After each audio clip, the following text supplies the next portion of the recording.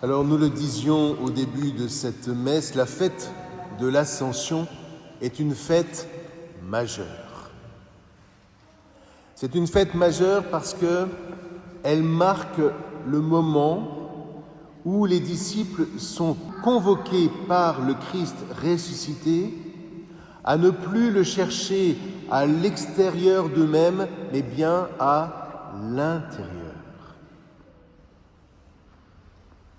Et c'est cette intériorité que fera advenir l'Esprit Saint à l'occasion de la Pentecôte, où ces mêmes disciples vont faire l'expérience d'une communion intérieure qui les unira tous ensemble en un seul corps.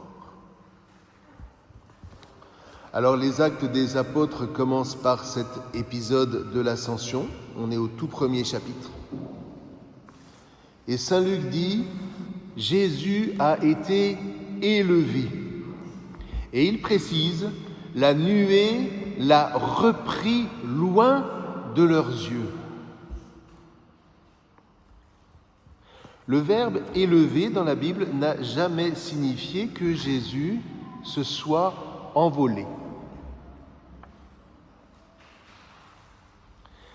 Et la précision de la nuée est de ce point de vue essentielle, car elle renvoie à Moïse. Moïse qui, élevé sur le mont Horeb, était lui-même pris dans la nuée, c'est-à-dire qu'il entrait dans l'intimité de Dieu. Alors à l'époque, les Hébreux n'ont pas compris et ils se sont consolés de la disparition de Moïse loin de leurs yeux en se façonnant une divinité extérieure.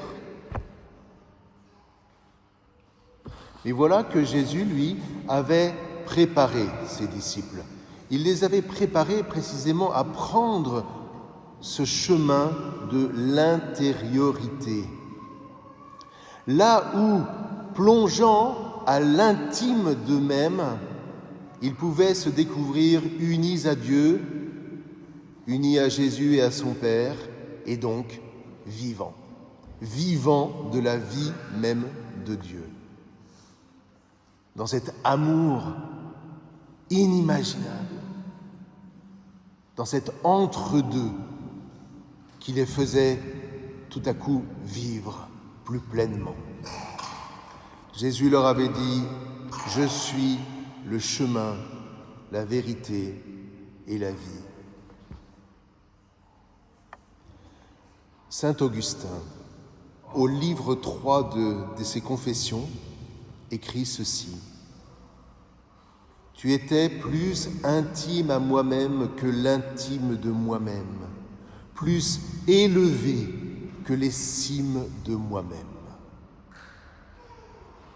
Et donc, Jésus, par son ascension, se dérobe à l'extérieur pour nous donner rendez-vous à l'intérieur de nous, à l'intérieur de l'Église. Et là, nous savons effectivement que Jésus est avec nous, avec son Église, jusqu'à la fin du monde. C'est le baptême qui nous attache, qui nous unit à Jésus, au Christ. C'est la confirmation qui nous fait découvrir que par cette union divino-humaine, nous vivons la communion de toute l'Église dont chaque membre est uni au Christ, lui dont le nom est au-dessus de tout nom et qui est la tête, c'est-à-dire le fondement de toute l'Église qui est son corps. Et c'est l'Eucharistie, frères et sœurs, qui chaque dimanche nous fait inlassablement reprendre ce chemin intérieur. D'abord par la remémorisation des paroles du Maître, ce que nous vivons en ce moment. Et puis par la mendication de son corps eucharistique et en nous abreuvant à son sang eucharistique.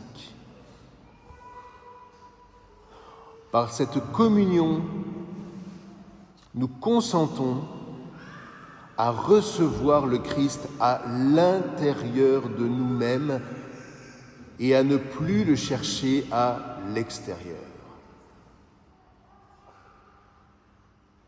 Parce qu'en définitive, vous voyez, c'est en nous, c'est en son corps qui est l'Église que nous formons pour une part aujourd'hui, que le Christ ressuscité est élevé. Il est élevé en nous pour nous élever plus haut que les cimes de nous-mêmes, pour nous élever jusqu'à l'intime du Père. Et ce n'est qu'alors, frères et sœurs, que nous devenons ces médiateurs que le Père a voulu que nous soyons depuis la fondation du monde, pour transmettre par son Christ cette élévation à toute la création. Pour ne plus nous laisser prendre au piège de son exploitation effrénée, pour ne plus nous laisser prendre au piège de nos guerres intestines sans retenue, parce que ces guerres ne sont qu'extérieures, et par là, frères et sœurs, elles sont vaines. Donc cherchons le Christ là où il veut se laisser trouver, à l'intime de nous-mêmes, à l'intime du corps de son Église.